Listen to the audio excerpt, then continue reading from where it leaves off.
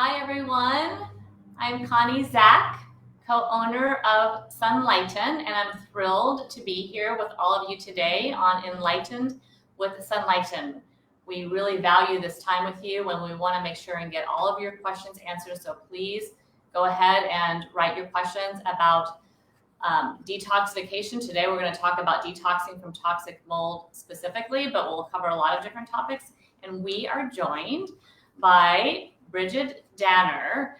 I'm so excited to get to know her better. A little bit of background about Bridget is she is a licensed acupuncturist and a certified functional diagnostic practitioner since 2015. She unfortunately suffered an toxic mold in her home, and so she's really committed herself to educating others about how to detox, understanding how detox impacts the body. And then she also, which is really cool, she privately coaches women how to detox through a functional approach. So we're thrilled to have you back on Enlighten with Sunlighten. Bridget, welcome. Hi, Connie. Happy to be here. Sounds like it'll be fun. Yes. And this is such an important topic. Detoxification in general is such an important topic, especially as we get into the holiday season. I know, a lot of people, there's an increase in COVID right now. And so that's, important to stay healthy. There's just so much going on, and it's very timely to have this topic. So first, I would love you, before we get into the topic, if you can just highlight a little bit more. I mean, I mentioned, obviously, you suffered from an environmental condition, but if you can kind of shed a little more light on your story, that would be great. Yeah, so this was probably about 5 years ago now, but really that's when I got discovered. But I was living in an old home in Portland, like 100-year-old home that had various remodelings. And I would say there was actually years of me not feeling my best and just sort of trying to get healthier and healthier, eating better. I was, making my own bone broth. I refused to have any processed foods in the house. But I was still getting sick, 8 times a winter, and didn't sleep well. My periods were off. And then it just got worse. I got strep throat. I didn't really recover. I was just exhausted. And it was around that same time I stopped working in my clinic and started working online. So I was at home all the time. And it was very rainy that year. And in the end, I was very sick. I was going to see some practitioners, and they suggested, well, have you ever considered it could be mold? Oops. Okay, you're back. You went out for just a second. That's okay, you're back. That's what's most important. Okay, I'm going to close a million tabs that I have open too. So long story short, I really, had kind of poor health for a long time, and really was just kind of chasing it. Is it my adrenals? Am I not managing stress? Blah, blah, blah. But finally found out it was our home, which had some windows installed wrong and just some different structural issues that really weren't obvious, right? We didn't have any big puddles in the house or anything like that, but there was mold behind the walls, and there was some mold in the basement. And at that time I was super, super sick. Couldn't remember things. So fatigued, I kind of wanted to die, to be honest. I was just I just don't even, I'm sure your brother probably was at this point in one, I'm just I'm so fatigued. I just don't want to wake up again. And it wasn't because I wasn't happy with my life. It was just now that I've been through it, when it's the fatigue talking, right? Mm-hmm. You're can we just rest forever? That's kind of what's going on in your head, I think. So it's always a bummer to find out you have toxic mold, but it's so important to make that discovery if it's affecting your health or your family's health. Yeah.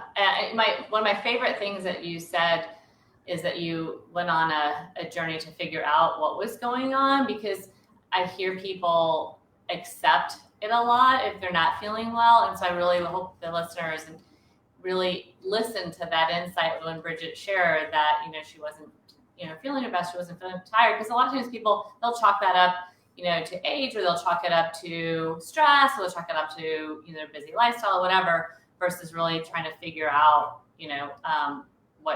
what really is the underlying, root. So when did you start pursuing, as far as becoming like a licensed practitioner? So I was already a licensed practitioner when this all started. So I got licensed in 2003. So I was working as an acupuncturist, running a busy clinic. So when I was not well, people were always just like how you were saying, my practitioners would sometimes be like, oh, you're probably just too stressed, you're a busy mom, you're a working mom, which frankly, I'm really adamant now, like, please, like, don't let anybody like make those conclusions for you, because it almost just made a lot of like shame for me, because I was working my butt off to be healthy and going to yoga, wearing my blue blocking glasses. Like, I really tried hard. So to me, if you're trying really hard and you're still just bone tired or always sick or whatever, there's something else going on. And I think sometimes practitioners, when they don't have an answer, they just sort of, chalk it up to like, oh, well, I guess you're just too stressed. And it's kind of like a lazy answer to give to a person, really. So, so I was already a practitioner. I was an acupuncturist. I had just gotten my functional diagnostic nutrition degree. And I really was learning all these things. A lot of it was for my own health, which I still didn't know I had mold. But at least I was learning about body systems and how to cook and all that. And then once I found out I had mold, it was like this whole new thing to learn, because I didn't know that much about true detoxification. So I just kind of ate up that topic and tried a lot of things and, figured out what worked for me better than others. And I definitely am an advocate that it takes time, too. Nothing's going to get you better overnight if you've been exposed to a toxin like 10 years. But I discovered sauna, which was so fantastic. And now I see clients for toxic mold, and I require them, so to speak, to use the sauna when they're healing, because for me, it was so profound. The amount, we can talk more about it, but like how much, we just got a question on Instagram. I feel worse when I use my sauna. I'm tired the rest of the day. And I was like, thank you for saying that, because that's such a great comment for people to learn that in some cases, if you can't handle the detoxification that sauna is delivering, you're going to need to cut back or do things differently. But for me, early on, when I was so exhausted, sauna was the first thing that really could make me feel more energetic and better again so quickly, right? By the time I was out and showered, I was like, okay, I can keep going. I can keep doing this. Yeah. And, I want to get back to that comment on Instagram, because you're right. Like, I'm glad that person said something, and it's a possibility, but I also want to challenge them to maybe explore like what else is going on in their body, so just to really dig and uncover and see, maybe there's something out of balance.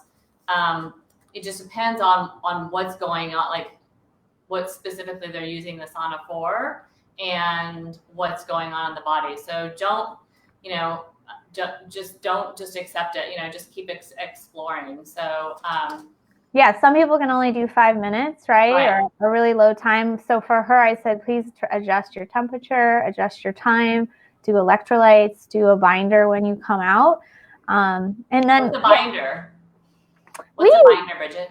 Oh, a binder is something that chemically or physically binds toxins, usually in your intestines, but some of them do go into the bloodstream. So they kind of catch toxins so that basically you more successfully poop them out. It's kind of the most thing. So they're like the little garbage men in the body. So you can take them even if you don't know if you have mold or whatever.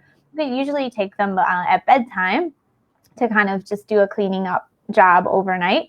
But if you're using a sauna, you can add it to sort of that protocol of what you do around your sauna time.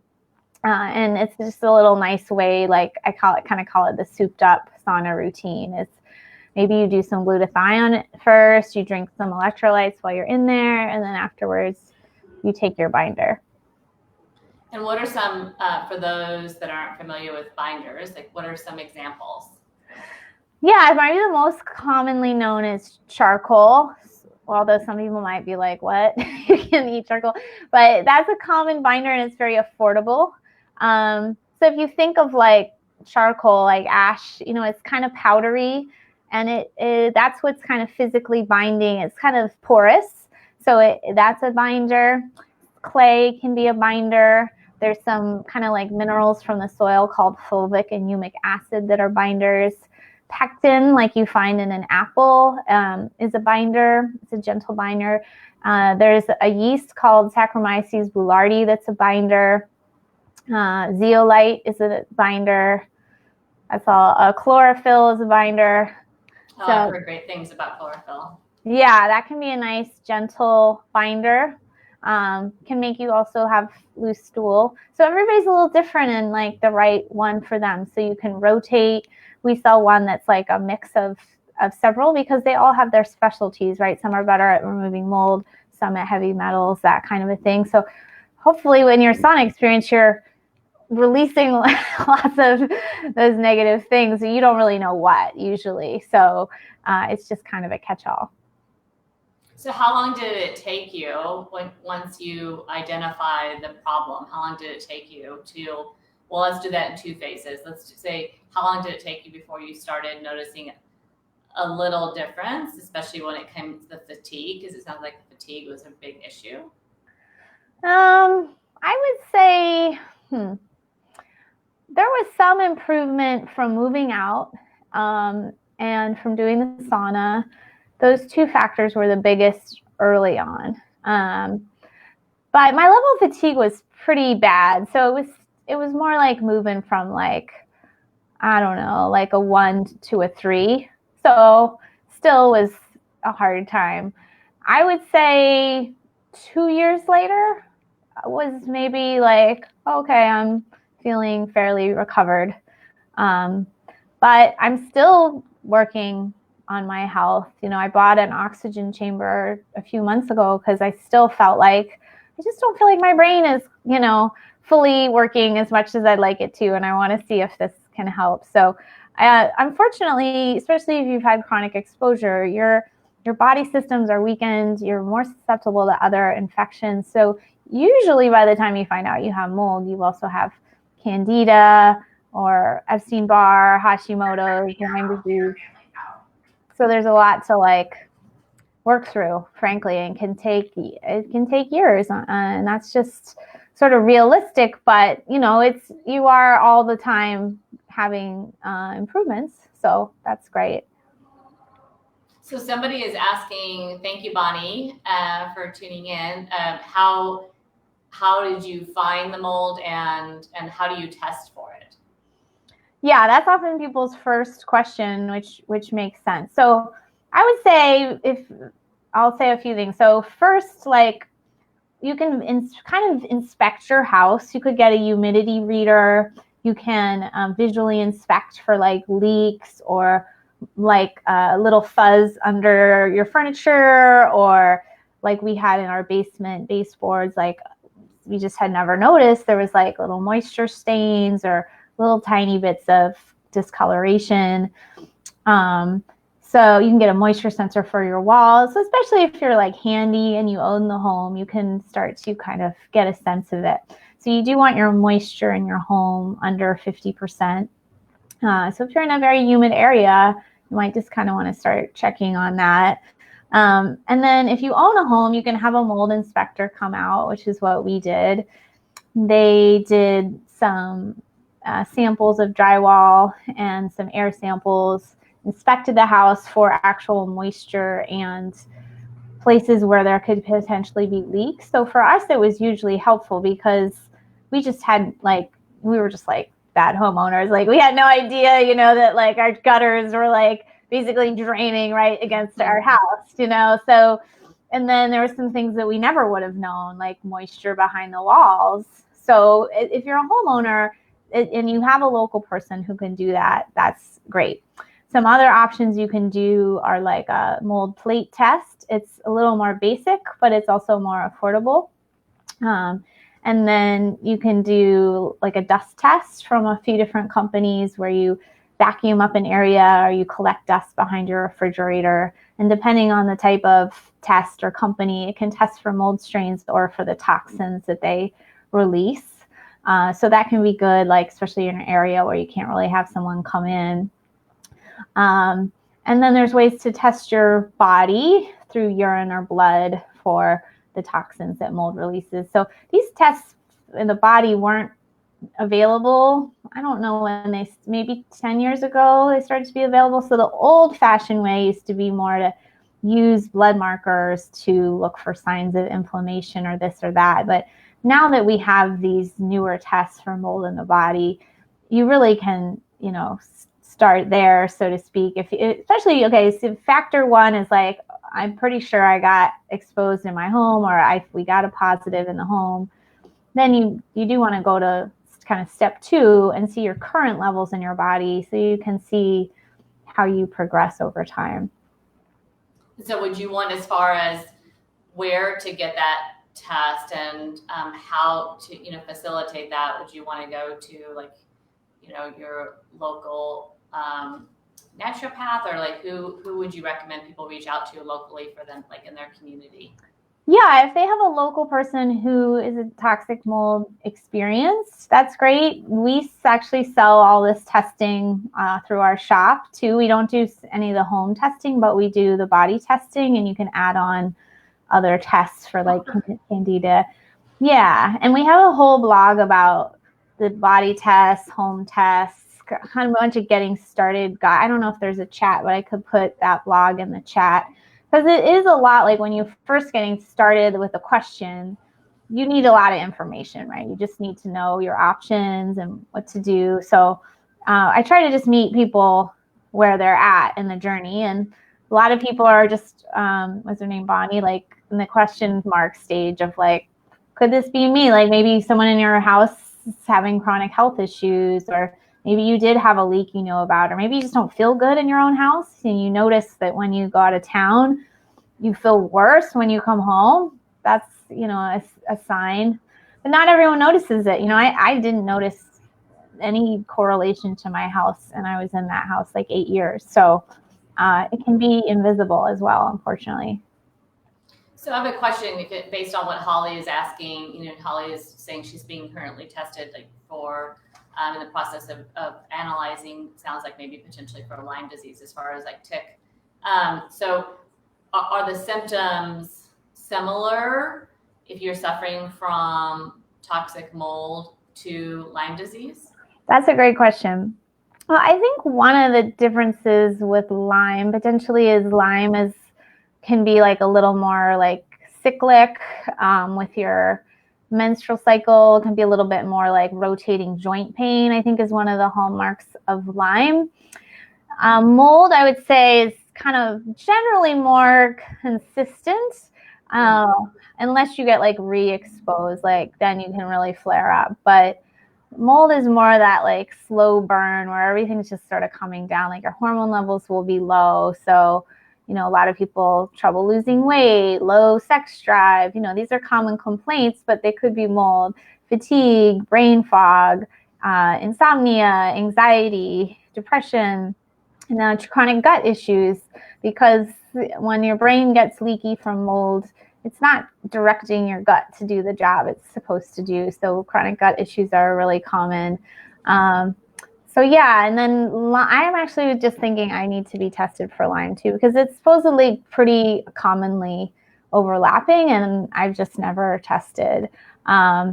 So if you're one of those folks who are kind of in this advanced stage of knowledge of your chronic illness, yeah, most of us have a few different infections. So if we had a blank check, we could check for mold and Lyme and Epstein-Barr and all the things. Sometimes we can't afford to do it all at once. But yeah, especially if you suspect your home, and you may never have, but it might be time to start suspecting your home in some cases. Some people will tell me, well, I've lived in this house 20 years and I've had these symptoms 18 years. And I'm like, they just don't think about it, right? Because it's your home. You don't think that it's the cause. But when you start to do the timeline, it's amazing what what you can maybe start to realize. Yeah. So let's ask that question from Mary. Like when you went through this, did everyone in your house experience mold? So there were 3 of us, and my son, luckily, was the least affected. And he had, later we found out, a giant colony of mold literally like under his bed. My goodness. Room. Yeah, but I think because of his youthfulness or maybe his genetics or whatever, he really seemed to be symptom free. After we moved, it was, quite a while later, I did do a urine test on him, and he had some detectable, moderate levels. But he still really wasn't complaining about any symptoms. He did have some immune flus but we moved to a new state. I think there was a lot of change. So it was hard to say. And, he does use the sauna sometimes. We've talked about that, but it's harder with kids to get them to do tons of supplements and stuff. So, we tried a little bit, but not super hard. Now, if he was super symptomatic, I would have been doing all the things. So, my partner did have fatigue and some neurological things.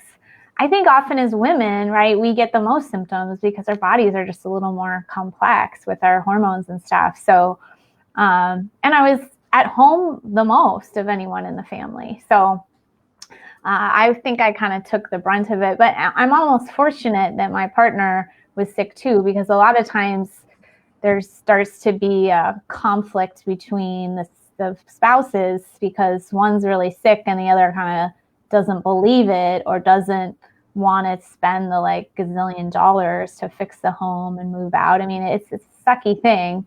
So, but yeah, it can affect everyone in the family differently. Some could end up with skin stuff, some with none, some with asthma. So, it can just, depending on your body, go to different systems more than others. So would you recommend, just to finish that question from Mary, would you recommend that regardless of symptoms, that everybody should get tested so they can know for sure?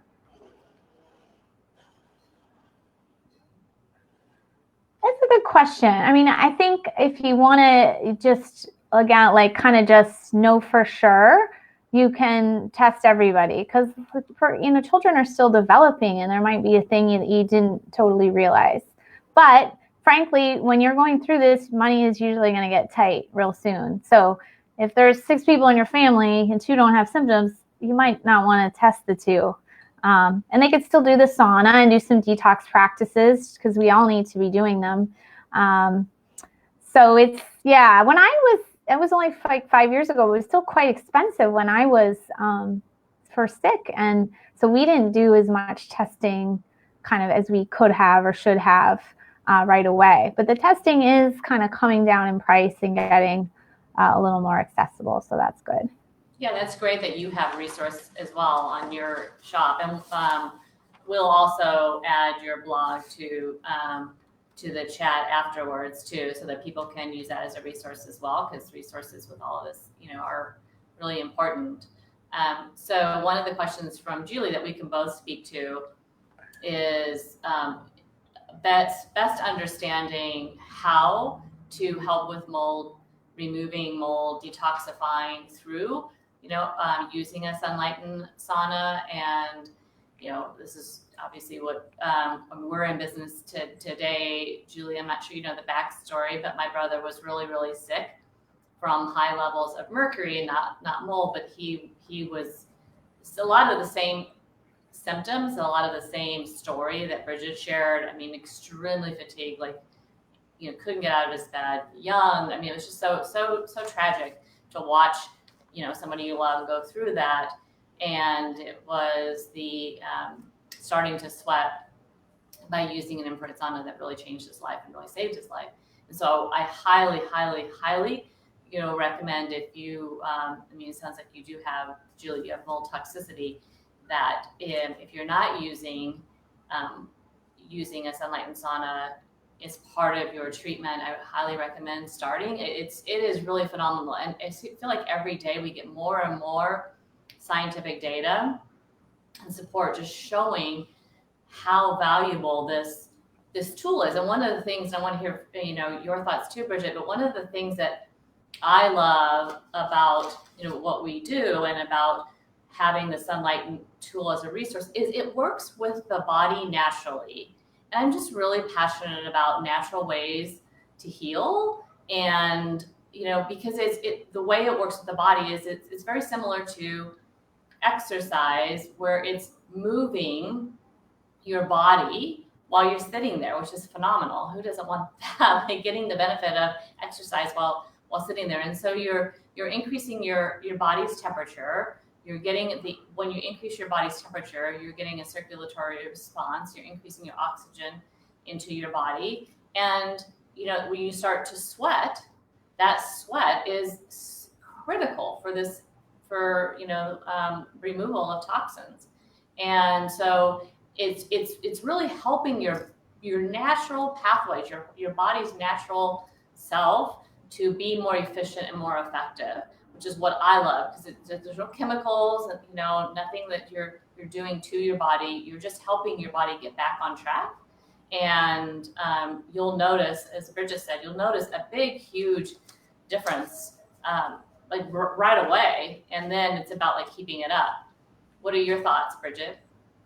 Yeah, I totally agree. You'll notice a big, huge, I noticed a big, huge difference right away. And then I bought a Sunlighten solar system once I was in a settled down, place to live again. So for my own clients, it's maybe they're living with a relative, they're going through a lot. You're especially not going to purchase probably a big built-in sauna right then. So I was just more bouncing around, but I was just very fortunate that I literally lived right next door to a gym for a little while I was in transition, and it had a big sauna, it was next door. So, it was just an old gym, whatever, but I went in there religiously and used it until I was in a place in my life to purchase one. And even still, I was a little nervous. I'm like, am I really going to keep using the sauna? But we definitely keep using it. I used mine this morning. My new thing is to set my alarm earlier and then just go lay down in there, because I'm not a morning person, but you can go lay in your sauna. It's pretty easy. So it's almost like I've got an extra hour of sleep. So that's just how I'm building it into my life. I still, with co-infections and stuff, winter is a harder time of year for my health. So when we talked about it raising your body temperature, it does help fight any co-infections that you have. So it still makes me feel better. Even I don't think my mold levels in my body are probably quite low now. But yeah, it just helps with that after effect. And then all of us are just being exposed to toxins every day. So just that maintenance.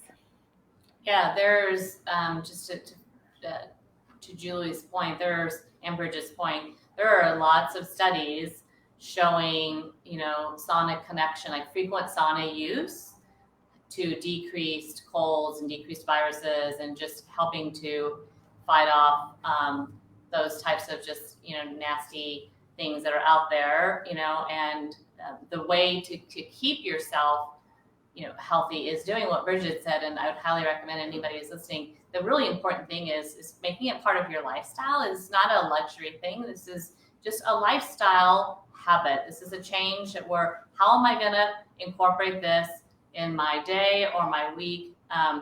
And so that I do it all the time, because all of the data shows that really the benefits come with frequent, use and consistent use. So using it, as often as you can and as frequently as you can.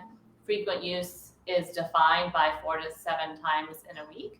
So if you can, get up in the morning, and it's just a brilliant hack. I love it. Move from your bed to your sauna. I mean, I love it. It's phenomenal, because it's there's so much time getting up and doing things and all that kind of stuff. But just set your alarm a little, even if it's 15 minutes. I mean, if you can do it longer, fantastic. But I find I love to run I shouldn't say that. I don't love to run. That's not a straight statement. I run. I don't love it, but I do it because I know it's important for me. But my mental hack to get myself out the door is, I'm just going to go a mile, or I'm just going to go, to this certain place and back. And then once I get myself moving and get out there, then I always end up doing, 3 miles.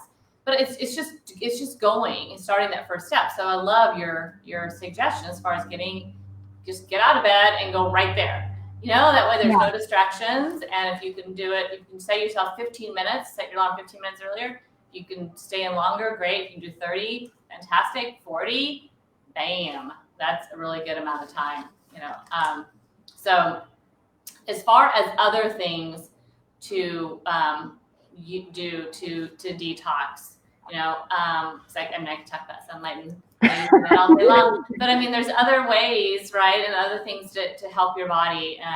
Can you give some other suggestions for people who are suffering from any type of toxic? It doesn't have to be mold, any type of toxic burden.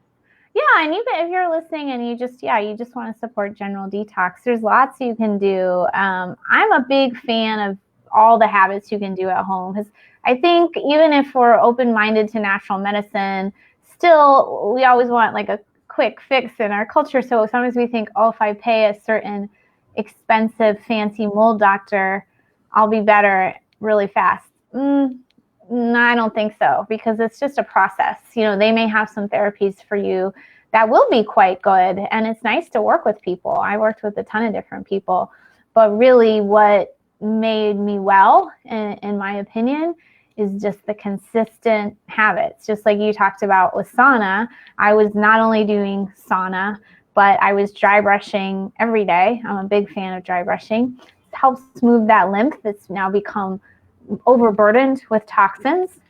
It's like the garbage can overflowing, basically. And then we talked about binders. It's like a garbage man. So I had never heard of binders before I got sick, but I know all about them now, and I really promote them. So we have a couple articles on our blog about binders as well to kind of get to know them.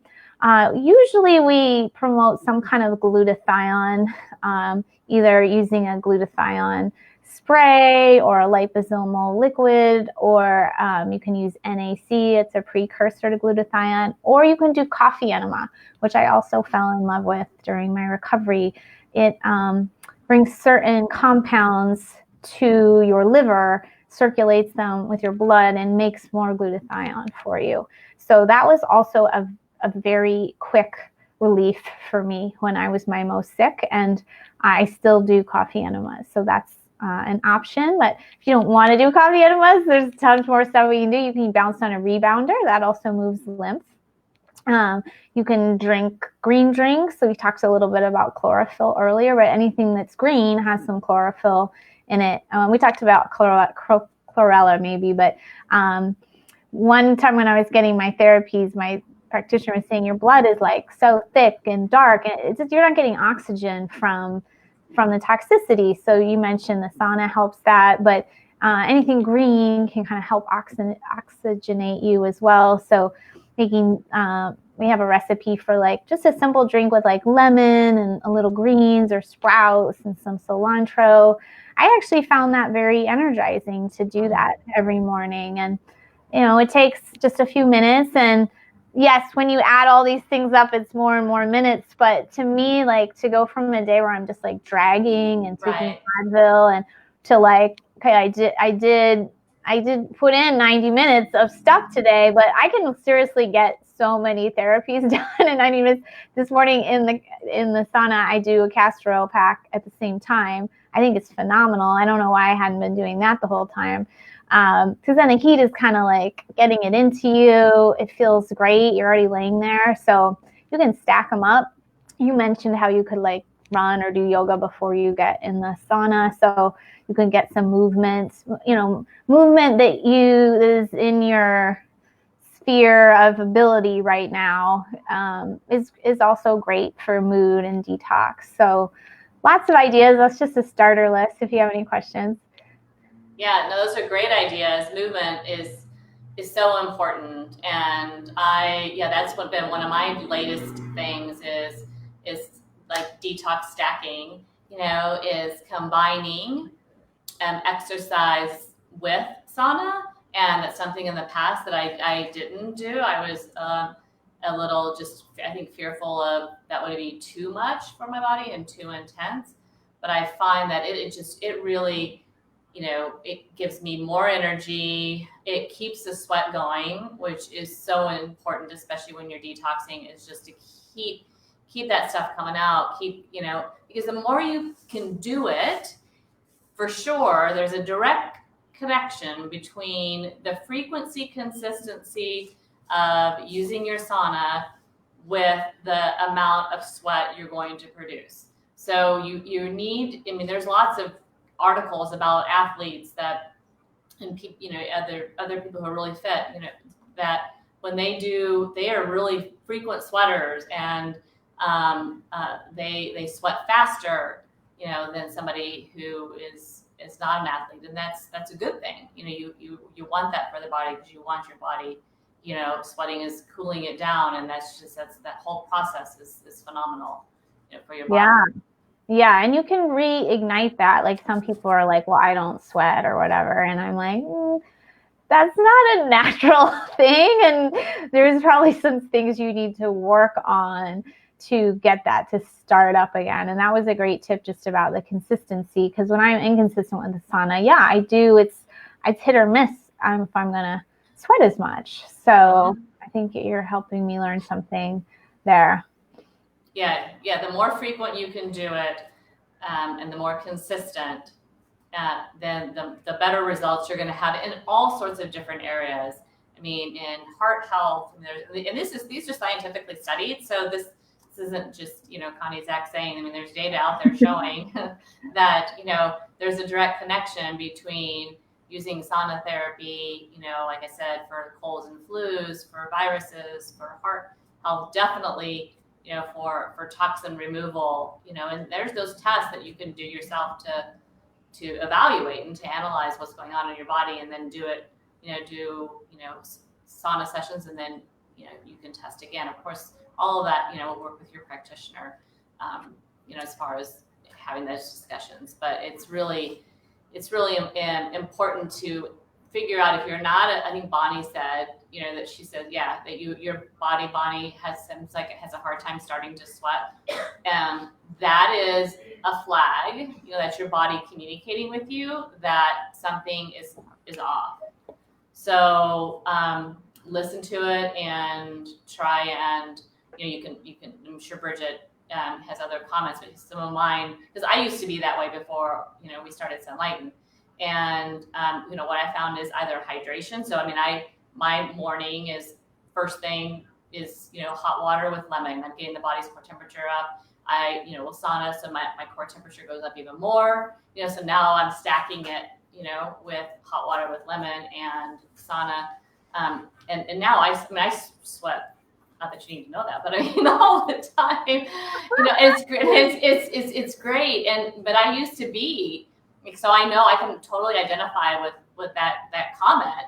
And what I think is so powerful is the mind, because that you start to play that tape in your head, right? You start to say, I don't sweat well, or I'm slow to sweat, or I don't sweat. Like, you start to convince yourself. And so that's the first thing. You need to get rid of that and just say, no, I'm healthy, and then start to, figure out the different solutions. So what are some other things that you would say, Bridget, for somebody who's slow to sweat? Are there any other things that they should be exploring of why they would be that way? Yeah, I love your tip about doing hot water first. That kind of gets you going. So I think it can be low thyroid, and that's really common, and it can go low for so many reasons, and it can go undiagnosed forever, and it can be like subclinical. So if you're like, it's been years that I haven't sweat, well, could be years that you had a certain condition as well. Could be just kind of like detox pathways kind of blocked. I have to think about how to hack that one, but I think it is often just like consistently starting new things. I think like more consistent sauna. I think you could do warming herbs too, like cinnamon, and you can make different elixirs in the winter. I've been thinking that for myself, because I think why I kind of struggle in the winter is because my temperature is a little lower. So doing the sauna more often, doing like cayenne, like just experimenting with like warming my body from the inside out. And some of these same things we talked about for detox, like dry brush or rebounder, they also get you warm, right? So you might even need to do it, like rebounder, which is just a little trampoline. They recommend you do it like 5 times a day or whatever, right? That's best. And then also is warming you up more often. Right. So I would also wonder if you don't move your bowels, because that can be low thyroid and kind of low metabolism. So I'd kind of look at that as like maybe a condition that pairs with it. So yeah, I hope that kind of gets some ideas started. Yeah, those were great tips. Bonnie, I hope that helps. I love the rebounder tip, or when I think of rebounder, I just think of any type of movement. So even just getting your body moving is extremely, extremely important. Movement, especially right now. So, and for those of you who live in areas where it's really cold, then doing something inside is really important. But you have to get your body moving. You have to, and then adding on those other tips are great as well. It's funny, I didn't realize my core, my baseline as well, Bridget, is low. I didn't realize until now, we measure our temperature every day. And so, with COVID, and so I'm like, oh my gosh, like I'm like barely alive. My temperature is so low. Well, you don't have to do like 98.6 all the time. There are some ways to kind of test that too. But yeah, I think even if you're like a little tiny bit, it could just be enough that, you feel cold all the time. You're getting sick more often, right? So yeah, I've been experimenting with that as well from my own body. A lot of women are like this, right? And your body can be trained. Because my body temperature is still low, right? Like it's still low. However, I get it up really fast, really quickly. My body is extremely efficient naturally, just with the different, the small things I do with hot water with lemon, movement, sauna. Like those really, I'm exploring kind of some of the green things. But I eat a lot of, I love anything that's green. So I'm always fascinated with learning more about like the chlorophyll factor. I didn't even think about, of course it has chlorophyll in it. And I'm like, oh, that's why I'm so interested. And that's because you crave it. Yeah. Like I look at it and I'm just like, oh, I can't wait to, can't wait to have that. Well, I think you taught your body to be like more adaptable by raising your temperature. So I think that's something we all need. And sometimes we don't want to do those adaptive things, like getting in a cold pool or a hot sauna or whatever. But it is good in the modern age to teach our body to be more adaptable. Yes, for sure. And that those changes, that state of hormesis, like that's so important for shocking the body to get it to adapt and get it to change and to retrain it. So kind of, try and, if you're thinking that, because I am in the heat business. And so I don't like to go on the opposite side. But I understand now, like I really understand the value of getting change. It's also like with movement, like don't do the exact same things, back to running, like don't do that exact same path. Like, let's switch it up because, your body gets used to it. And so you want to make a change and force your body to adapt, and that is going to get you healthier, and give you more energy. Because for me, that's my favorite benefit, is the energy level. Like I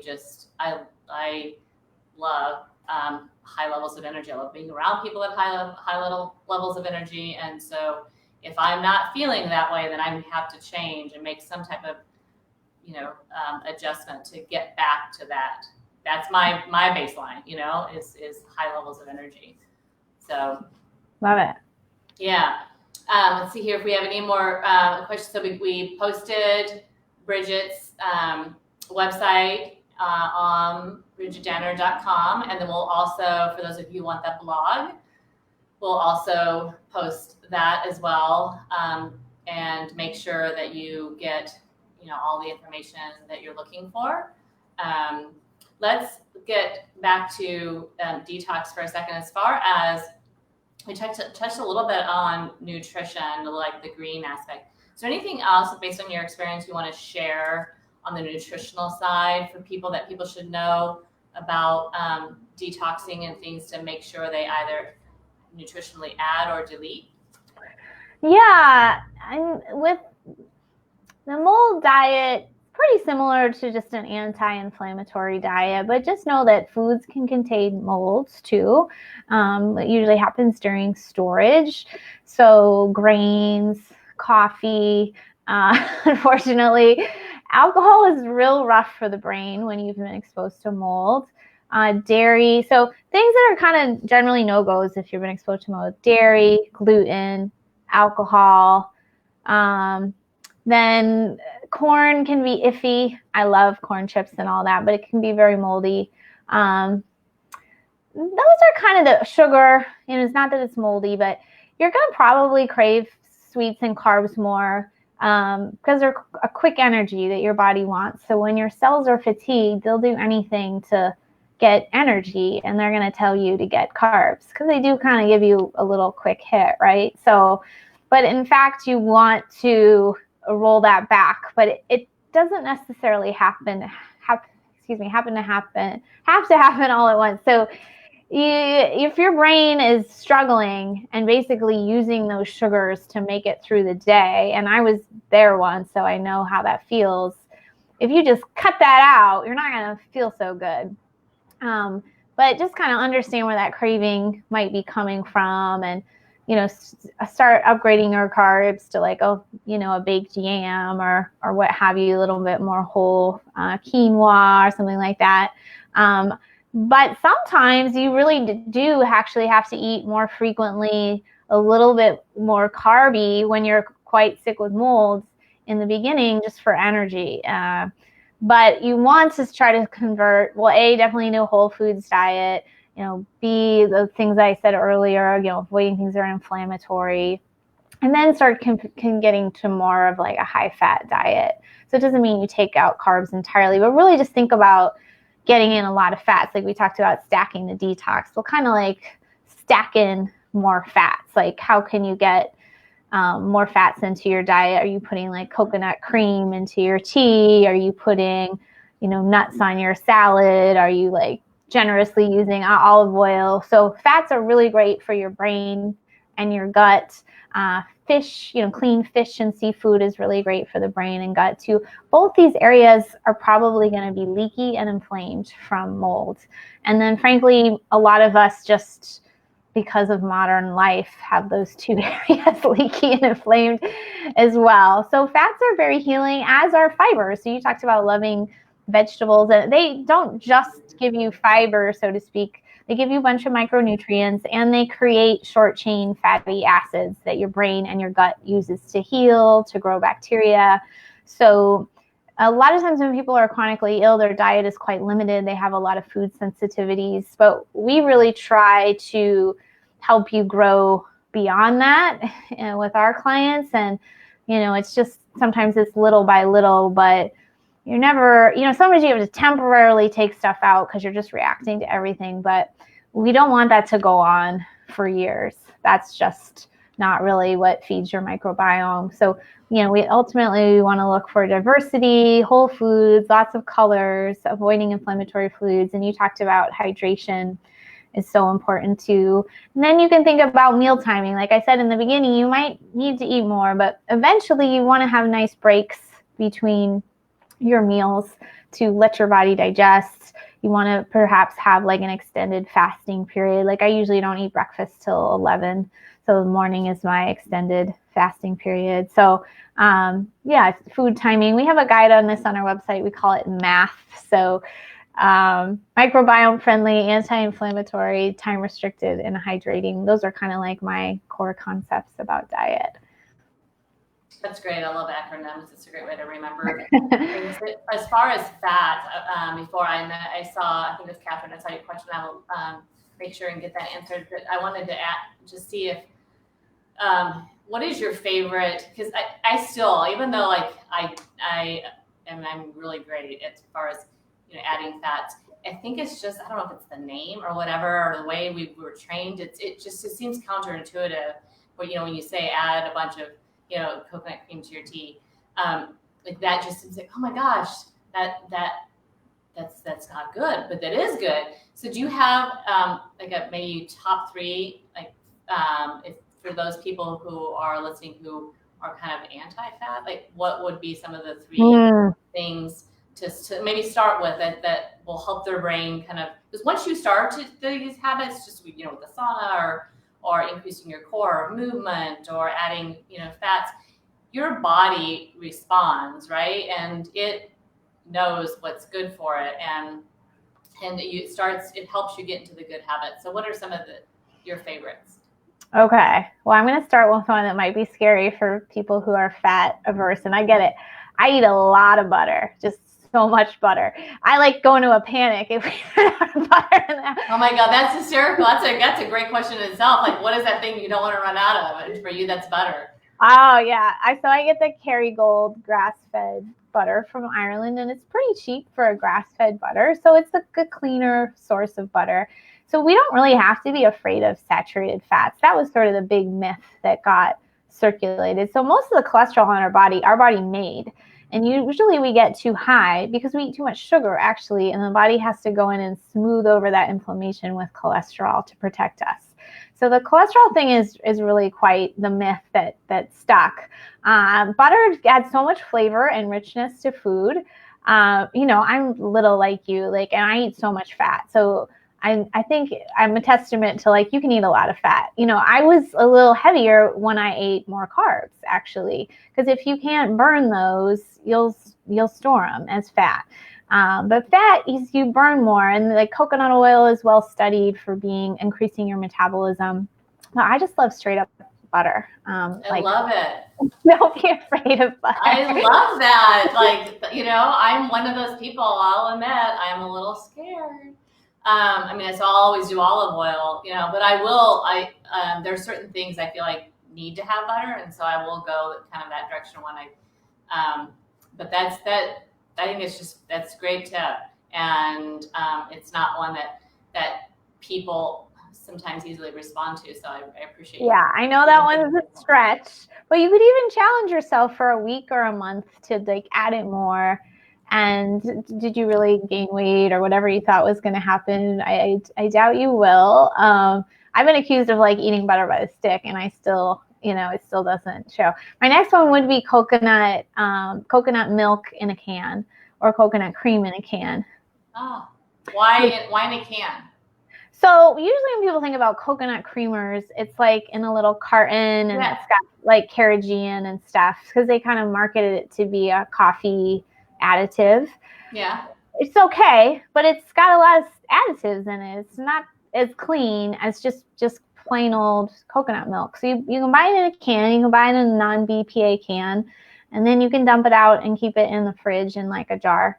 And then you can add a couple spoonfuls to your hot cocoa or your tea to make like a sweet tea.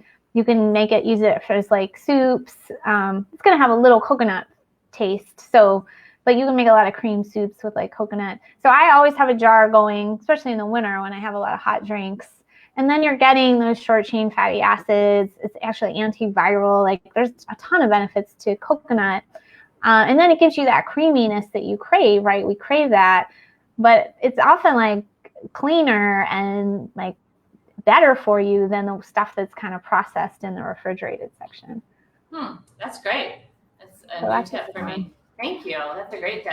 I want to get to Catherine's question. We're running out of time. Okay. So I want to make sure I get to her question before we log off. So any suggestions on how to introduce sauna to a 14-year-old who's struggling with toxic mold? Bridget? Oh yeah. Well, you and I chatted recently that our kids love it. My son is 12. I let him sort of play or have screen time or do whatever he wants. When he was younger, he would sometimes do Legos hanging out of the sauna. A 14-year-old isn't going to play Legos, but they can actually do stuff. They can chat if it's allowed with mom. They can be chatting with their friends or doing homework, reading a book, doing video games. Like, it doesn't have to be downtime if that's what they're resisting. But sometimes, like for me, if I'll start out, doing stuff, and then I'm like, now I'm just gonna rest, because it starts to put you in that rest mode. So that could be a way to kind of entice your teenager into it. Or if they don't like the heat, you can turn down the heat. You don't have to be as sweaty. Or like Tani said, even if you're in there 15 minutes, and it doesn't have to be an hour. So and then just maybe figure out if there's a part that they're resisting, which that is. And like, my little guy is little enough that I could probably trick him too and be like, you can get on Xbox after you do the sauna or whatever. So he still will go for those kind of like bribes. Yeah, both of my kids love it. And they actually both like different models. My older one, my 13-year-old, loves Impulse, which is the one that has a Android controlled tablet.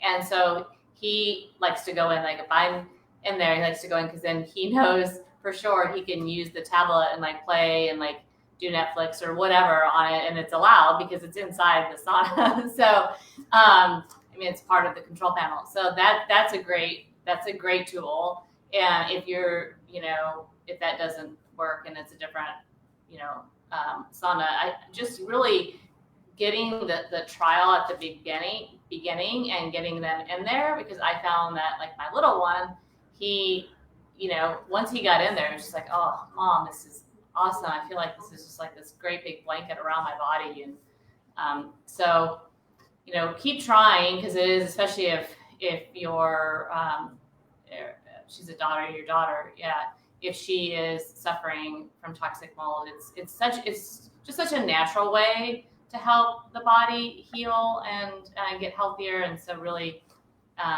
maybe if you can explain how it works and how it's going to help her, maybe that will help as well. She'll want to get in there, because hopefully it'll also start to help with the brain and, help the brain, be clearer and get rid of some of that fog, which will also help do it more. Once people start noticing they feel better, they'll want to do it more. So yeah, I do think you said about the habit. Like, it's so important to set the habit, because you'll go into parasympathetic, you'll get the benefits, you'll sleep better.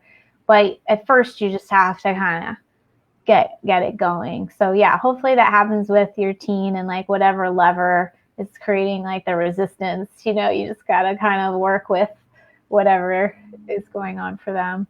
Yeah, and then the last thing I'll say on that, just with my like own teen, where there's just so much going on right now, in the world. And one of the great benefits that there's a lot of new articles about, I was just reading on sauna therapy, is with depression and how it acts with the body as an antidepressant. So for teenagers, especially girls, there's just so much going on that's new to the body. It's a great thing to get them in there, using it for the brain and for the benefits and for the mood aspect. Because I remember being 14. I